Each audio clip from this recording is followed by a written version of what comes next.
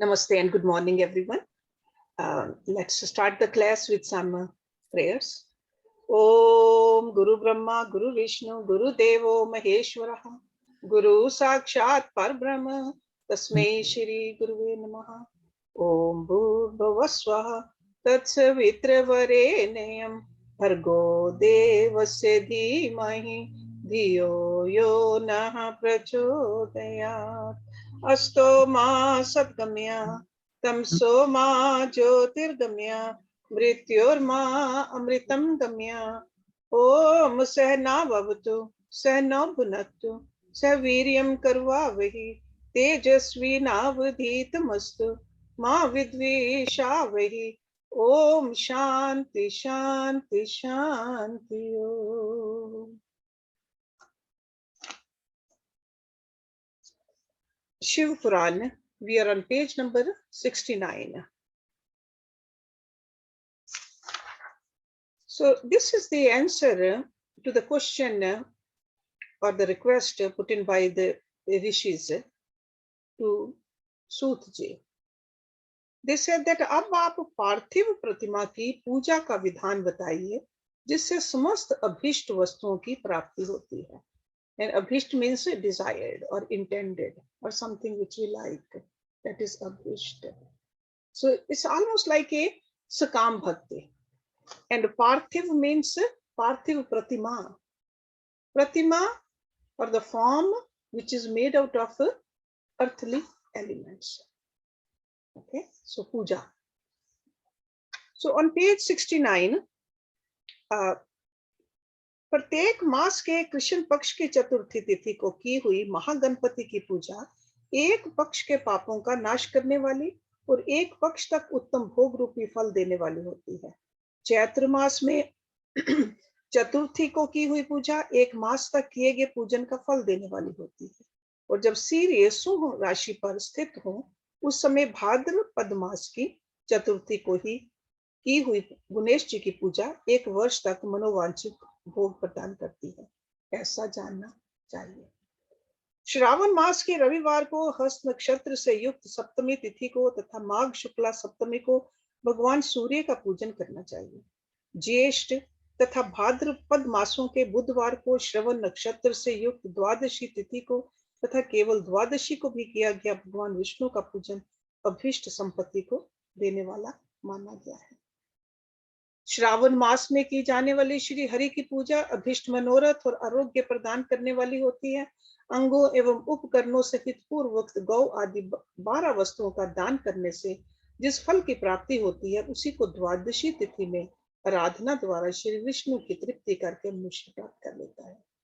जो द्वादशी तिथि को भगवान विष्णु के 12 नामों द्वारा 12 ब्राह्मणों को षोडशोपचार पूजन करता है वह उनकी प्रसन्नता प्राप्त कर लेता है. इसी प्रकार संपूर्ण देवताओं के विभिन्न 12 नामों द्वारा किया हुआ 12 ब्राह्मणों का पूजन उन देवताओं को प्रसन्न करने वाला होता है. कर्क की संक्रांति से युक्त श्रावण मास में नवमी तिथि को मृगशिरा नक्षत्र के योग में अंबिका का पूजन करें. वे संपूर्ण मनोवांछित भोगों और फलों को देने वाली है. ऐश्वर्य की इच्छा रखने वाले पुरुष को उस दिन अवश्य उनकी पूजा करनी चाहिए. आश्विन मास के शुक्ल पक्ष की नवमी तिथि संपूर्ण अभीष्ट फलों को देने वाली है. उसी मास के कृष्ण पक्ष की चतुर्दशी को यदि रविवार पड़ा हो तो उस दिन का महत्व विशेष पड़ जाता है. उसके साथ ही यदि आद्रा और महाद्रा सूर्य संक्रांति से युक्त आद्रा का योग हो तो उक्त अवसरों पर की हुई शिव पूजा का विशेष महत्व माना गया है. माघ कृष्णा चतुर्दशी को की हुई शिव जी की पूजा संपूर्ण अभीष्ट फलों को देने वाली है. वे मनुष्यों की आयु बढ़ाती, मृत्यु कष्ट को दूर हटाती और समस्त सिद्धियों की प्राप्ति कराती है. ज्येष्ठ मास में चतुर्दशी को यदि महाद्रा का योग हो अथवा मार्ग शीर्ष मास में किसी भी तिथि को यदि आद्रा नक्षत्र हो तो उस अवसर पर विभिन्न वस्तुओं की बनी हुई मूर्ति के रूप में शिव की जो 16 उपचारों से पूजा करता है उस पुण्य आत्मा के चरणों का दर्शन करना चाहिए. भगवान शिव की पूजा मनुष्यों को भोग और मोक्ष देने वाली है, ऐसा जानना चाहिए. कार्तिक मास में प्रत्येक वार और तिथि आदि में महादेव जी की पूजा का विशेष महत्व है. कार्तिक मास आने पर विद्वान पुरुष दान, तप, होम, जप और नियम आदि के द्वारा समस्त देवताओं को षोडशोपचारों से पूजन करे। उस पूजन में देव प्रतिमा, ब्राह्मण तथा मंत्रों का उपयोग आवश्यक है। ब्राह्मणों को भोजन कराने से भी वह पूजन कर्म संपन्न होता है। पूजक को चाहिए कि वह कामनाओं को त्याग कर पीड़ा रहित हो और देव आराधन में तत्पर रहे। So ultimately we got to get rid of our कामनाएं. So like in the beginning, a little child walks with some kind of a helper, a walker, or a hand of a parent, but eventually walking on its own. Okay. Kartik मास में देवताओं का यजन पूजन समस्त भोगों को देने वाला, व्याधियों को हर लेने वाला तथा भूतों और ग्रहों का विनाश करने वाला है। कार्तिक मास के रविवारों को भगवान सूर्य की पूजा करने और तेल तथा सूती वस्त्र देने से मनुष्यों के कोढ़ आदि रोगों का नाश होता है। हरे, काली मिर्च, वस्त्र और खीरा आदि का दान और ब्राह्मणों की प्रतिष्ठा करने से क्षय के रोग का नाश होता है। दीप और सरसों के दान से मिर्गी का रोग मिट जाता है। कृतिका नक्षत्र से युक्त सोमवारों को किया हुआ शिव जी का पूजन मनुष्यों के महान दारिद्र्य को मिटाने वाला और संपूर्ण संपत्तियों को देने वाला है। घर की आवश्यक सामग्रियों के साथ गृह और क्षेत्र आदि का दान करने से भी उक्त फल की प्राप्ति होती है। कृतिका युक्त मंगलवारों को कृतिका कहते हैं नक्षत्र को श्री स्कंद का पूजन करने से तथा दीपक एवं घंटा आदि का दान देने से मनुष्यों को शीघ्र ही वाक सिद्धि प्राप्त होती है। उनके मुंह से निकली हुई हर एक बात सत्य होती है। कृतिका युक्त बुधवारों को किया हुआ श्री विष्णु का यजन तथा दही भात का दान मनुष्यों को उत्तम संतान की प्राप्ति कराने वाला होता है। कृतिका युक्त गुरुवारों को धन से ब्रह्मा जी का पूजन तथा मधु, सोना और घी का दान करने से मनुष्यों के भोग वैभव की वृद्धि होती है। कृतिका युक्त शुक्रवारों को गजानन गणेश जी की पूजा करने से तथा गंध, पुष्प एवं अन्न का दान देने से मानवों के भोग पदार्थों की वृद्धि होती है। उस दिन सोना, चांदी आदि का दान करने से बंध्या को भी उत्तम पुत्र की प्राप्ति होती है। कृतिका युक्त शनिवारों को दिक्पालों की वंदना, दिग्गजों, नागों और सेतुपालों का पूजन, त्रिनेत्रधारी रुद्र, पापहारी विष्णु तथा ज्ञानदाता ब्रह्मा का आराधन और धन्वंतरी एवं दोनों अश्विनी कुमारों का पूजन करने से रोग, दुर्मृत्यु एवं अकाल मृत्यु का निवारण होता है तथा तात्कालिक व्याधियों की शांति हो जाती है।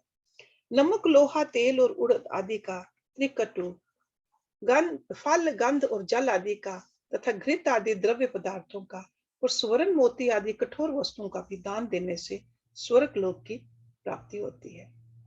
इनमें से नमक आदि का मान कम से कम एक प्रस्थ, प्रस्थ मीन्स सेर होना चाहिए और स्वर्ण आदि का मान कम से कम एक फल।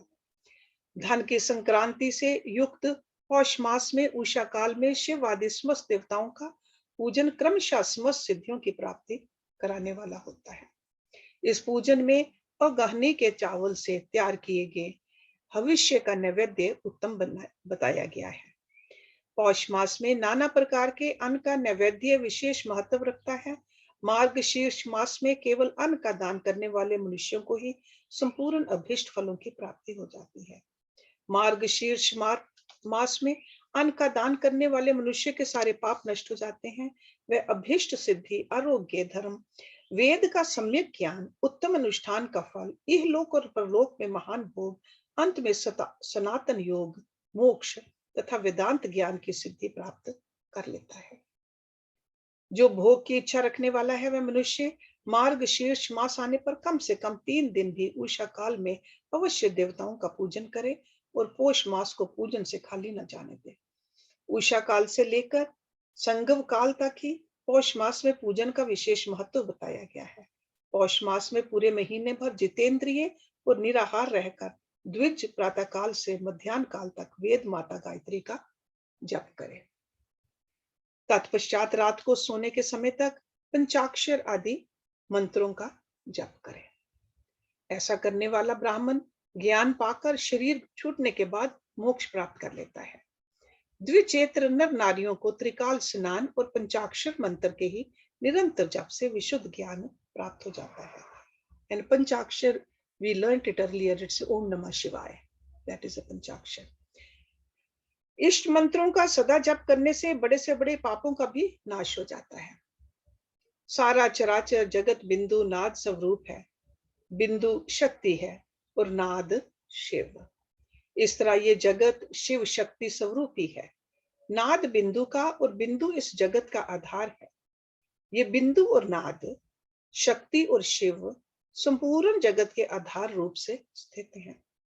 बिंदु और नाद से युक्त सब कुछ शिव स्वरूप है, क्योंकि वही सबका आधार है। आधार में ही आधेय का समावेश अथवा लय होता है। यही सकलीकरण है।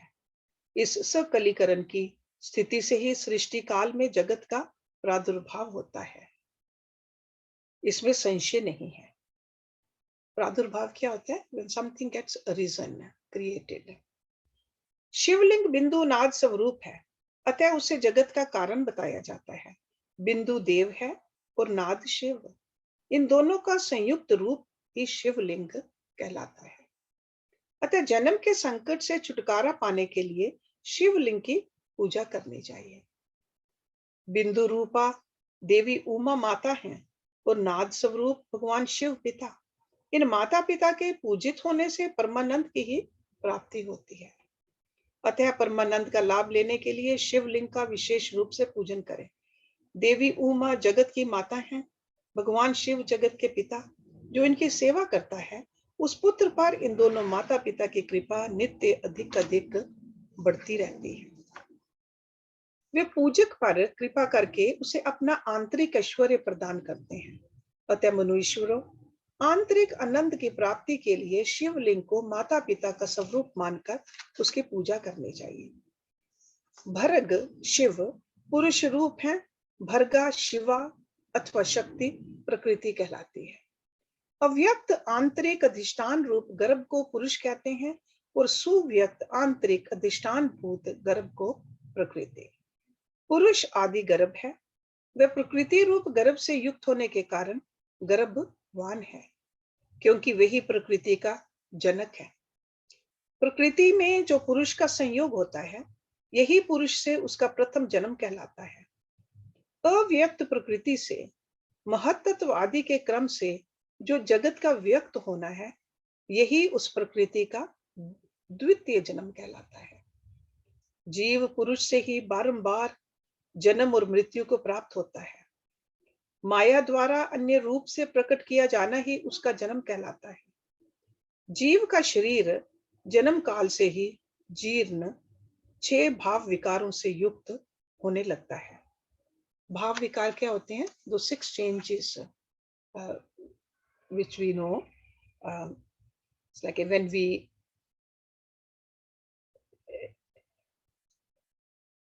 it's just like a first one is called asti, existence at the time of the conception, existence. Then comes jayate, birth. Then third stage is vardhate, growth. Then viparinamate, there's a change. Then apkshiyate, decay. And then vinashyate, death. So these are the 6 bhav vikar. So जीव का शरीर जन्म काल से ही जीर्ण होने लगता है.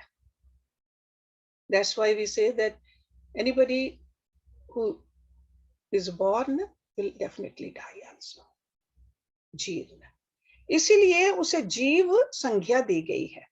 जो जन्म लेता है और विविध पाशों द्वारा बंधन में पड़ता है, उसका नाम जीव है.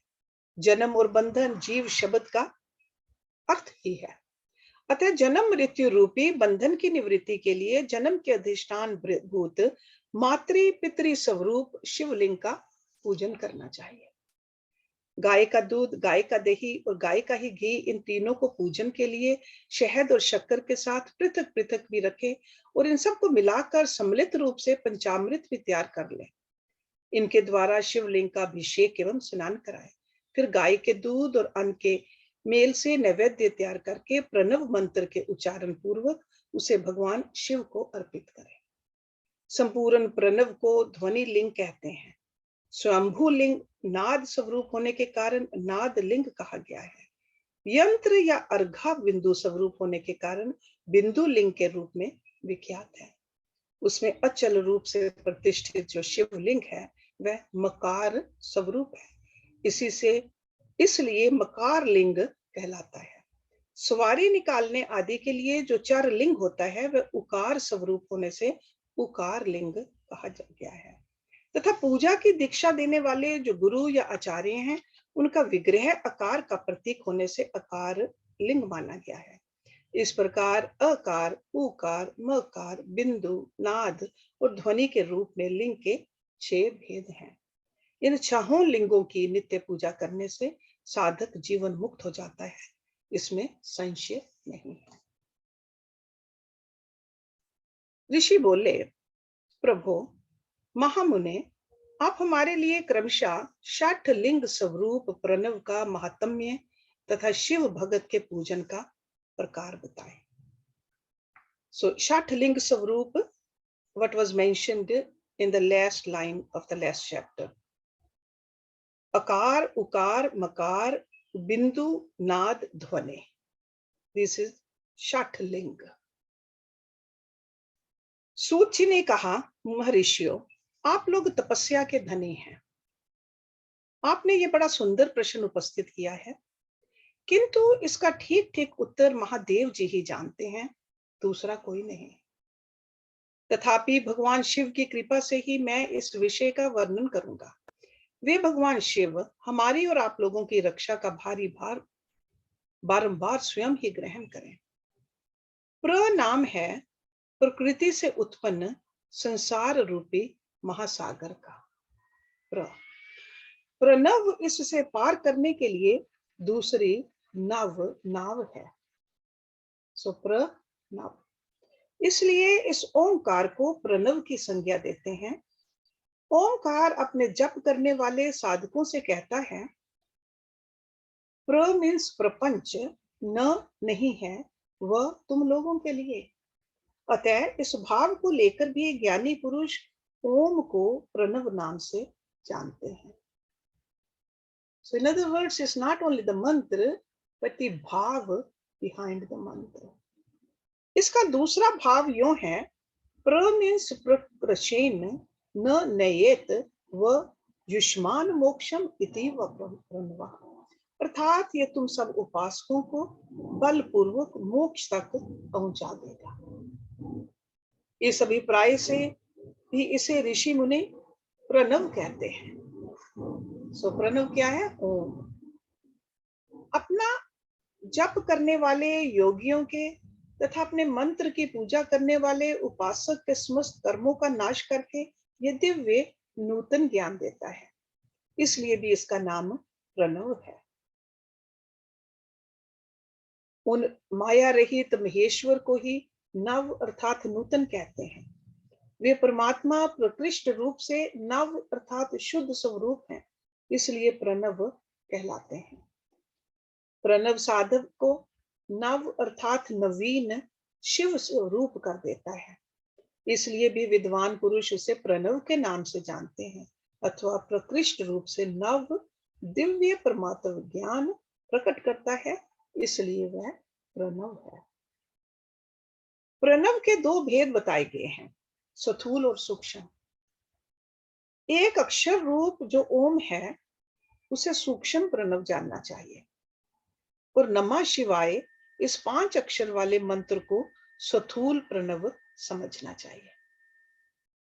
जिसमें 5 अक्षर व्यक्त नहीं है वह सूक्ष्म है, और जिसमें 5 अक्षर सुस्पष्ट रूप से व्यक्त है वह स्थूल है।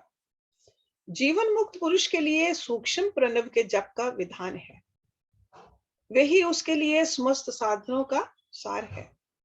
यद्यपि जीवन मुक्त के लिए किसी साधन की आवश्यकता नहीं है, क्योंकि वह सिद्ध रूप है, तथापि दूसरों की दृष्टि में जब तक उसका शरीर रहता है तब तक उसके द्वारा प्रणव जप की सहज साधना स्वतः होती रहती है।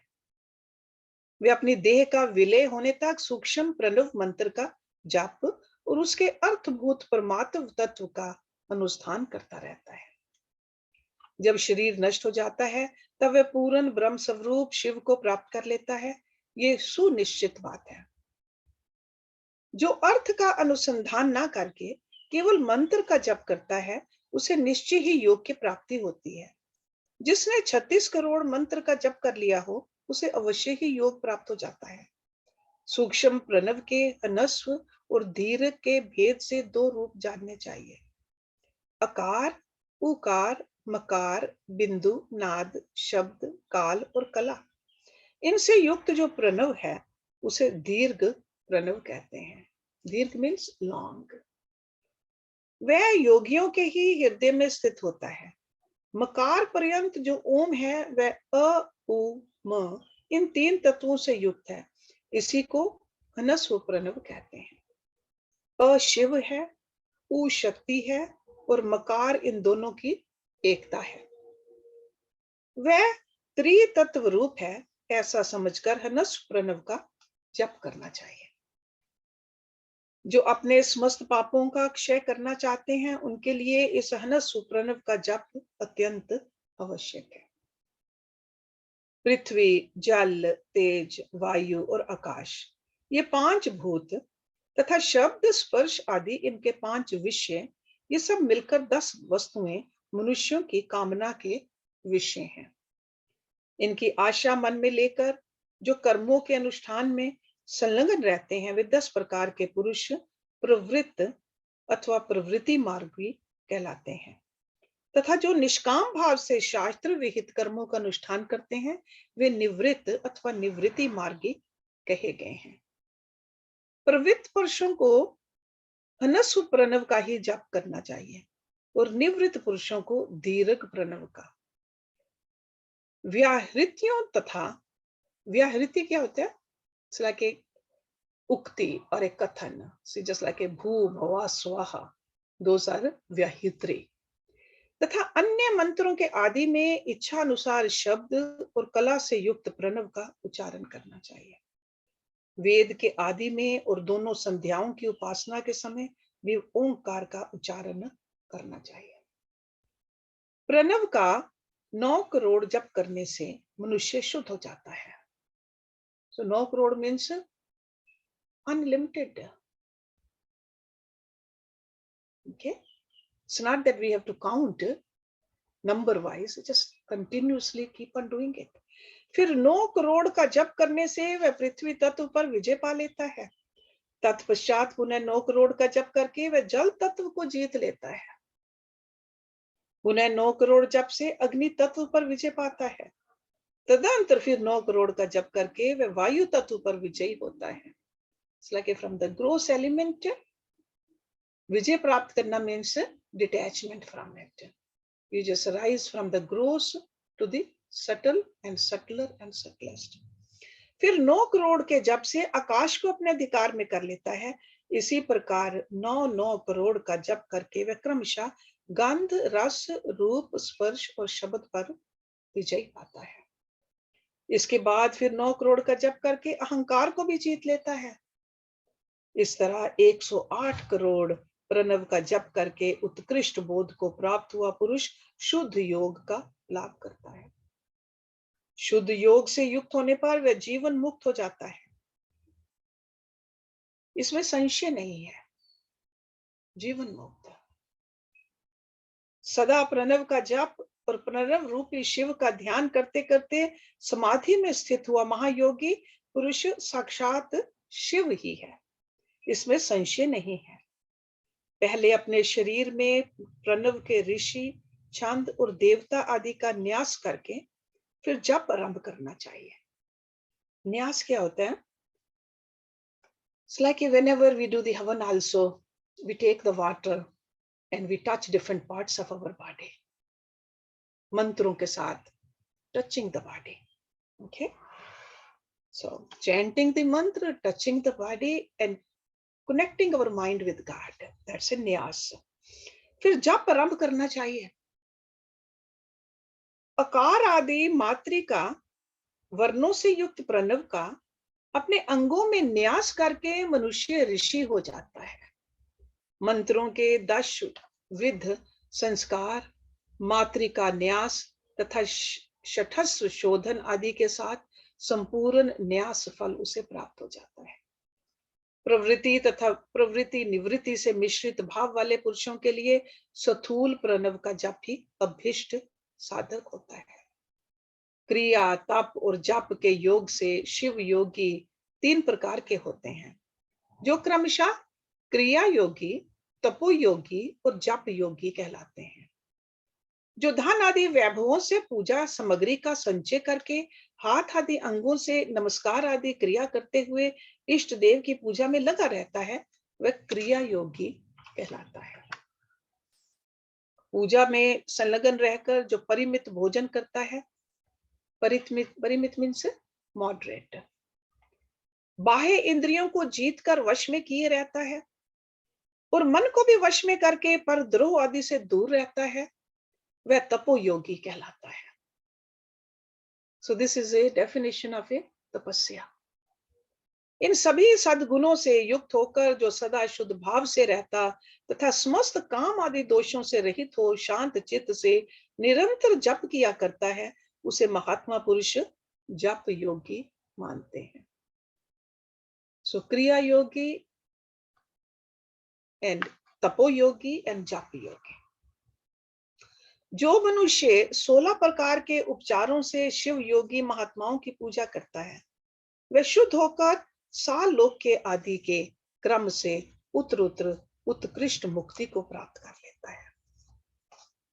See, in our scriptures there are 4 types of mukti, and Salokya is one of them. Okay, so Salokya, so that means in the same lok, in the same place. Okay, Salokya.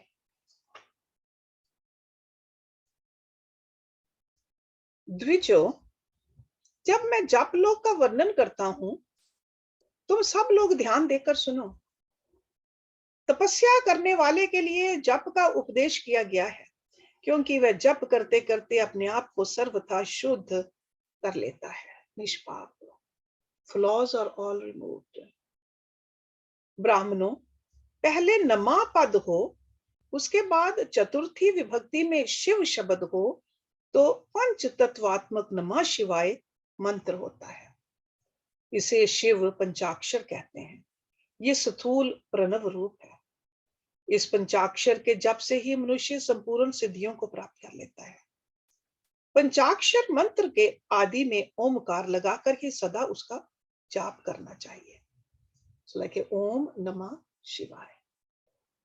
द्विजो, गुरु के मुख से पंचाक्षर मंत्र का उपदेश पाकर जहां सुख पूर्वक निवास किया जा सके, ऐसी उत्तम भूमि पर महीने के पूर्व पक्ष में आरंभ करके कृष्ण पक्ष तक की चतुर्दशी तक निरंतर जप करता रहे। माघ और भादों के महीने अपना विशिष्ट महत्व रखते हैं। ये समय सब समयों से उत्तम माना गया है। साधक को चाहिए कि वह प्रतिदिन एक बार परिमित भोजन करे, मौन रहे, इंद्रियों को वश में रखे, अपने स्वामी एवं माता पिता की नित्य सेवा करे। इस नियम से रहकर जप करने वाला पुरुष 1 सहस्र जप से ही शुद्ध हो जाता है, अन्यथा वह ऋणी होता है। भगवान शिव का निरंतर चिंतन करते हुए पंचाक्षर मंत्र का 5 लाख जप करें। जप काल में इस प्रकार ध्यान करें। कल्याण दाता भगवान शिव कमल के आसन पर विराजमान हैं। उनका मस्तक श्री गंगा जी तथा चंद्रमा की कला से सुशोभित है। उनकी बाई जांघ पर आदि शक्ति भगवती उमा बैठी हैं। वहां खड़े हुए बड़े बड़े गण भगवान शिव की शोभा बढ़ा रहे हैं। महादेव जी अपने 4 हाथों में मृग मुद्रा, टंक तथा वर एवं अभय की मुद्राएं धारण किए हुए हैं। इस प्रकार सदा सब पर अनुग्रह करने वाले भगवान सदा शिव का बारंबार स्मरण करते हुए हृदय अथवा सूर्य मंडल में पहले उनकी मानसिक पूजा करके फिर पूर्वाभिमुख हो पूर्वोक्त पंचाक्षरी विद्या का जप करें। उन दिनों साधक सदा शुद्ध कर्म ही करे, दुष्कर्म से बचा रहे। जप की समाप्ति के दिन कृष्ण पक्ष की चतुर्दशी को प्रातःकाल नित्य कर्म करके शुद्ध एवं सुंदर स्थान में शौच संतोष आदि नियमों से युक्त हो शुद्ध हृदय से पंचाक्षर मंत्र का 12 सहस्र जप करें। तत्पश्चात 5 सपत्नीक ब्राह्मणों का जो श्रेष्ठ एवं शिव भगत हो वरण करे। इनके अतिरिक्त एक श्रेष्ठ आचार्य प्रवर का भी वरण करे और उसे सांब सदाशिव का स्वरूप समझे। ईशान, तत्पुरुष, अघोर, वामदेव तथा सद्योजात, इन पांचों के प्रतीक स्वरूप पांच ही श्रेष्ठ और शिव भगत ब्राह्मणों का वर्ण करने के पश्चात पूजन सामग्री को एकत्र करके भगवान शिव का पूजन आरंभ करें। विधि पूर्वक शिव की पूजा संपन्न करके होम आरंभ करें। अपने गृह सूत्र के अनुसार सुखांत कर्म करके अर्थात परिसमूहन, उपलेपन, उल्लेखन, मृद उद्धरण और अभ्युक्षण, इन पंचभूत संस्कारों के पश्चात वेदी पर, see these are like a when you draw something, लेपन करना, लिख कर रखना, so some kind of a क्रिया करने। अग्नि को स्थापित करके कुश कंडिका के अनंतर प्रज्वलित अग्नि में आज्य भागांत आहुति देकर प्रस्तुत होम का कार्य आरंभ करें। कपिला गाय के घी से 11, 101 अथवा 1001 आहुतियां स्वयं ही दे अथवा विद्वान पुरुष शिव भगत ब्राह्मणों से 108 आहुतियां दिलाएं। होम कर्म समाप्त होने पर गुरु को दक्षिणा के रूप में एक गाय और बैल देने चाहिए। ईशान आदि के प्रतीक रूप, ईशान क्या होता है? ईशान is like a sun, SUN, that sun, सूर्य, सूर्य देव। ईशान आदि के प्रतीक रूप जिन 5 ब्राह्मणों का वर्ण किया गया हो, उनको ईशान आदि का स्वरूप ही समझे तथा आचार्य को सांब सदा शिव का स्वरूप माने। इसी भावना के साथ उन सब के चरण धोए और उनके चरणोदक से अपने मस्तक को सींचे। ऐसा करने से वह साधक अगणित तीर्थों में तत्काल स्नान करने का फल प्राप्त कर लेता है। उन ब्राह्मणों को भक्ति पूर्वक दशांश अन्न देना चाहिए। गुरु पत्नी को पराशक्ति मानकर उनका भी पूजन करें। ईशान आदि क्रम से उन सभी ब्राह्मणों का उत्तम अंश से पूजन करके अपने वैभव विस्तार के अनुसार रुद्राक्ष, वस्त्र, बड़ा और पुआ आदि अर्पित करें। तदंतर दिक्पाल आदि को बलि देकर ब्राह्मणों को भरपूर भोजन कराए। इसके बाद देवेश्वर शिव से प्रार्थना करके अपना जप समाप्त करें। इस प्रकार पुरस्चरण करके मनुष्य उस मंत्र को सिद्ध कर लेता है। फिर 5 लाख जप करने से समस्त पांचों पापों का नाश हो जाता है।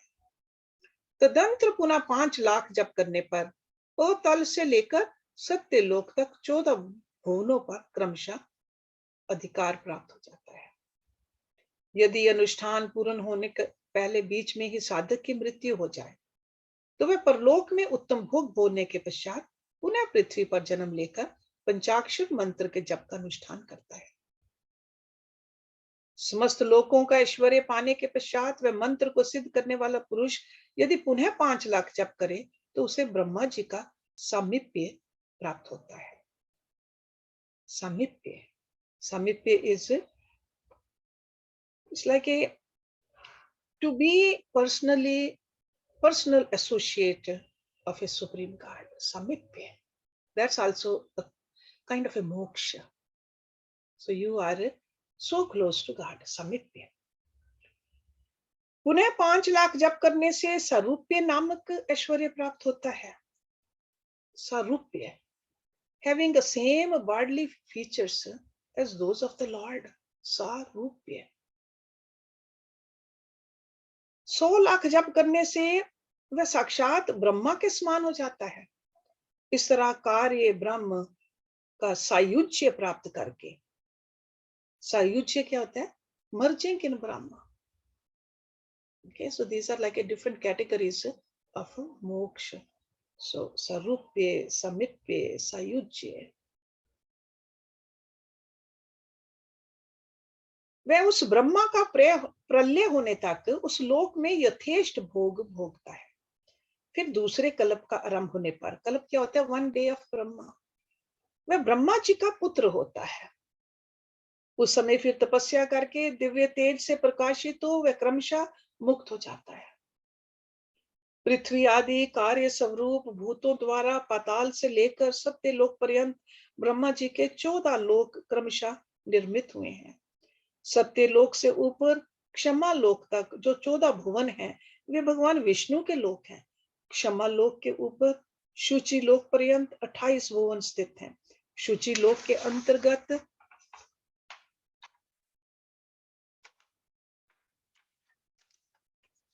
कैलाश में प्राणियों का संहार करने वाले रुद्रदेव विराजमान हैं। शुचि लोक से ऊपर अहिंसा लोक पर्यंत 56 भुवनों की स्थिति है। अहिंसा लोक का आश्रय लेकर जो ज्ञान कैलाश नामक नगर शोभा पाता है, उसमें कार्यभूत महेश्वर सबको अदृश्य करके रहते हैं। अहिंसा लोक के अंत में कालचक्र की स्थिति है। यहां तक महेश्वर के विराट स्वरूप का वर्णन किया गया है। वहीं तक लोकों का तिरोधान अथवा लय होता है। ओके, लय मीन्स मर्जिंग, लय। उससे नीचे कर्मों का भोग है और उससे ऊपर ज्ञान का भोग। उसके नीचे कर्म माया है एंड उसके ऊपर ज्ञान माया। अब मैं कर्म माया और ज्ञान माया का तात्पर्य बता रहा हूं। मां का अर्थ है लक्ष्मी। उससे कर्म भोग यात प्राप्त होता है, इसलिए वह माया अथवा कर्म माया कहलाती है। इसी तरह मां अर्थात लक्ष्मी से ज्ञान भोग यात अर्थात प्राप्त होता है, इसलिए उसे माया या ज्ञान माया कहा गया है। उपर्युक्त सीमा से नीचे नश्वर भोग हैं और ऊपर नित्य भोग। नश्वर भोग means something which is perishable, नित्य भोग which always stays. Okay? उससे नीचे ही तिरोधान अथवा ले है, ऊपर नहीं। वहां से नीचे ही कर्म में पाशों द्वारा बंधन होता है, ऊपर बंधन का सदा अभाव है। So it's like at the upper level there is a freedom, at the lower level there is a bondage.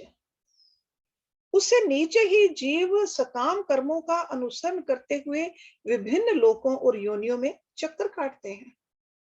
So सकाम कर्म करते करते we just stay in this bondage. Sakam karam. Sakam is any kind of a karam, even a good karam done with the desire in our mind. I should get this. That's a bandhan. उससे ऊपर के लोकों में निष्काम कर्म का ही भोग बताया गया है। बिंदु पूजा में तत्पर रहने वाले उपासक वहां से नीचे के लोकों में ही घूमते रहते हैं।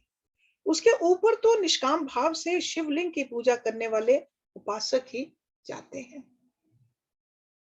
जो एकमात्र शिव की ही उपासना में तत्पर हैं, वे उससे ऊपर के लोकों में जाते हैं।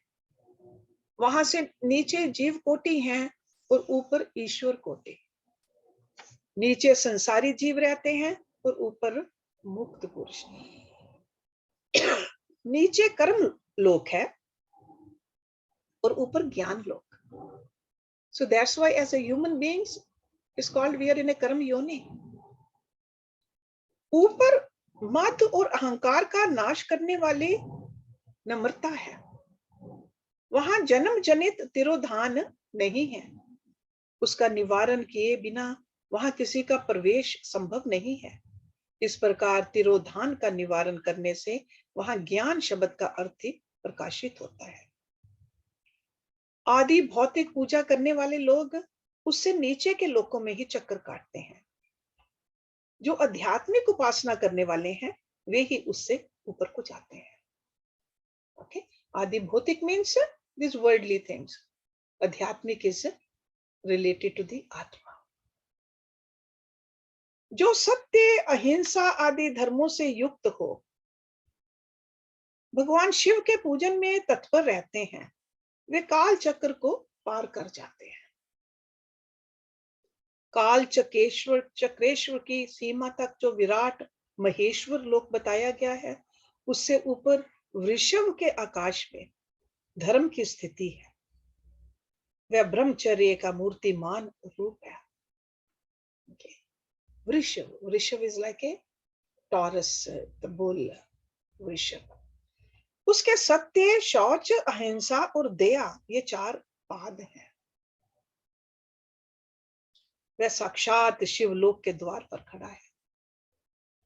क्षमा उसके सिंह हैं, शम कान है, वह वेद ध्वनि रूपी शब्द से विभूषित है। आस्तिकता उसके दोनों नेत्र हैं, विश्वास ही उसकी श्रेष्ठ बुद्धि एवं मन है। क्रिया आदि धर्म रूपी जो वृषभ हैं, वे कारण आदि में स्थित हैं, ऐसा जानना चाहिए। उस क्रिया रूप वृषभ आकार धर्म पर कालातीत शिव आरूढ़ होते हैं। ब्रह्मा विष्णु और महेश्वर की जो अपनी अपनी आयु है, उसी को दिन कहते हैं। जहां धर्म रूपी विश्व की स्थिति है, उससे ऊपर न दिन है न रात्रि। वहां जन्म मरण आदि भी नहीं है। वहां फिर से कारण स्वरूप ब्रह्मा के कारण सत्य लोक पर्यंत 14 लोक स्थित हैं, जो 5 भौतिक गंध आदि से परे हैं। उनकी सनातन स्थिति है। सूक्ष्म गंध ही उनका स्वरूप है। उनसे ऊपर फिर कारण रूप विष्णु के 14 लोक स्थित हैं। उनसे भी ऊपर फिर कारण रूपी रुद्र के 28 लोकों की स्थिति मानी गई है। फिर उनसे भी ऊपर कारनेश शिव के 56 लोक विद्यमान है। तदंतर शिव संपत्त ब्रह्मचर्य लोक है, और वहीं 5 अवर्णों से युक्त ज्ञान में कैलाश है, जहां 5 मंडलों, 5 ब्रह्म कलाओं और आदि शक्ति से संयुक्त आदि लिंग प्रतिष्ठित है। उसे परमात्मा शिव का शिवालय कहा गया है। वहीं पराशक्ति से युक्त परमेश्वर शिव निवास करते हैं। वे सृष्टि, पालन, संहार, तिरोभाव और अनुग्रह, इन 5 कृत्यों में प्रवीण है। उनका श्री विग्रह सच्चिदानंद स्वरूप है। वे सदा ध्यान रूपी धर्म में ही स्थित रहते हैं और सदा सब पर अनुग्रह किया करते हैं। वे स्व आत्मा राम है और समाधि रूपी आसन पर आसीन हो नित्य विराजमान होते हैं। कर्म एवं ध्यान आदि का अनुष्ठान करने से क्रमशः साधन पथ में आगे बढ़ने पर उनका दर्शन साध्य होता है। नित्य नैमित्तिक आदि कर्मों द्वारा देवताओं का यजन करने से भगवान शिव के समाराधन कर्म में मन लगता है। क्रिया आदि जो शिव संबंधी कर्म है, उनके द्वारा शिव ज्ञान सिद्ध करे। जिन्होंने शिव तत्व का साक्षात्कार कर लिया है अथवा जिन पर शिव की कृपा दृष्टि पड़ चुकी है, वे सब मुक्त ही हैं, इसमें संशय नहीं। आत्म स्वरूप से जो स्थिति है वही मुक्ति है। एकमात्र अपने आत्मा में रमन या आनंद का अनुभव करना ही मुक्ति का स्वरूप है। जो पुरुष क्रिया, तप, जप, ज्ञान और ध्यान रूपी धर्मों में भली भांति स्थित हैं, वे शिव का साक्षात्कार करके स्व आत्म राम स्वरूप मोक्ष को ही भी प्राप्त कर लेता है। जैसे सूर्य देव अपनी किरणों से अशुद्धि को दूर कर देते हैं, उसी प्रकार कृपा करने में कुशल भगवान शिव अपने भगत के अज्ञान को मिटा देते हैं। अज्ञान की निवृत्ति हो जाने पर शिव ज्ञान स्वतः प्रकट हो जाता है। शिव ज्ञान से अपना विशुद्ध स्वरूप आत्मा रामत्व प्राप्त होता है, और आत्म रामत्व की सम्यक सिद्धि हो जाने पर मनुष्य कृत कृत्य हो जाता है। कृत कृत्य क्या होता है? Fulfilled. You feel that you have done what you are supposed to do. इस तरह यहाँ जो कुछ बताया गया है वह पहले मुझे गुरु परंपरा से प्राप्त हुआ था। तत्पश्चात मैंने पुनः नंदीश्वर के मुख से इस विषय को सुना था। नंदी स्थान से परे जो स्व संवेद्य शिव वैभव है, उसका अनुभव केवल भगवान शिव को ही है। साक्षात शिवलोक के उस वैभव का ज्ञान सबको शिव की कृपा से ही हो सकता है, अन्यथा नहीं। ऐसा आस्तिक पुरुषों का कथन है। साधक को चाहिए कि वे 5 लाख जप करने के पश्चात भगवान शिव की प्रसन्नता के लिए महाभिषेक एवं नैवेद्य निवेदन करके शिव भक्तों का पूजन करें। भगत की पूजा से भगवान शिव बहुत प्रसन्न होते हैं। शिव और उनके भगत में कोई भेद नहीं है, वह साक्षात शिव स्वरूप ही है। शिव स्वरूप मंत्र को धारण करके वह शिव ही हो गया रहता है। शिव भगत का शरीर शिव रूप ही है, अतः उसकी सेवा में तत्पर रहना चाहिए। जो शिव के भगत हैं, वे लोक और वेद की सारी क्रियाओं को जानते हैं। जो क्रमशः जितना जितना शिव मंत्र का जप कर लेता है, उसके शरीर को उतना ही उतना शिव का सामीप्य प्राप्त हो जाता है, इसमें संशय नहीं है। शिव भगत स्त्री का रूप देवी पार्वती का ही रूप है। वे जितना मंत्र जपती है, उसे उतना ही देवी का सानिध्य प्राप्त होता है। साधक स्वयं शिव स्वरूप होकर पराशक्ति का पूजन करे। शक्ति, वीर तथा लिंग का चक्र बनाकर अथवा मिट्टी आदि से इनकी आकृति का निर्माण करके प्राण प्रतिष्ठा पूर्वक निष्कपट भाव से इनका पूजन करें। शिवलिंग को शिव मानकर अपने को शक्ति रूप समझकर, शक्ति लिंग को देवी मानकर अपने को शिव रूप समझकर, शिवलिंग को नाद रूप तथा शक्ति को बिंदु रूप मानकर परस्पर सटे हुए शिव शक्ति लिंग और शिवलिंग के प्रति उप प्रधान और प्रधान की भावना रखते हुए जो शिव और शक्ति का पूजन करता है वह मूल रूप की भावना करने के कारण शिव रूप ही है। शिव भगत शिव मंत्र रूप होने के कारण शिव के ही स्वरूप हैं। जो 16 उपचारों से उनकी पूजा करता है उसे अभीष्ट वस्तु की प्राप्त होती है। जो शिव लिंग उपासक शिव भगत की सेवा आदि करके उसे आनंद प्राप्त करता है, उस विद्वान पर भगवान शिव बड़े प्रसन्न होते हैं। 5, 10 या 100 सपत्नीक शिव भक्तों को बुलाकर भोजन आदि के द्वारा पत्नी सहित उनका सदैव समादर करें। धन में, देह में और मंत्र में शिव भावना रखते हुए उन्हें शिव और शक्ति का स्वरूप जानकर निष्कपट भाव से उनकी पूजा करें। ऐसा करने वाला पुरुष इस भूतल पर फिर जन्म नहीं लेता। Let's stop the reading here and then we'll start with the next verse, next adhyay number 18 next week. Om Purnamada Purnamidam Purnat Purnamudachyate Purnasya Purnamadaya Purnameva Vishishyate. Om Shanti Shanti Shanti. Thank you very much.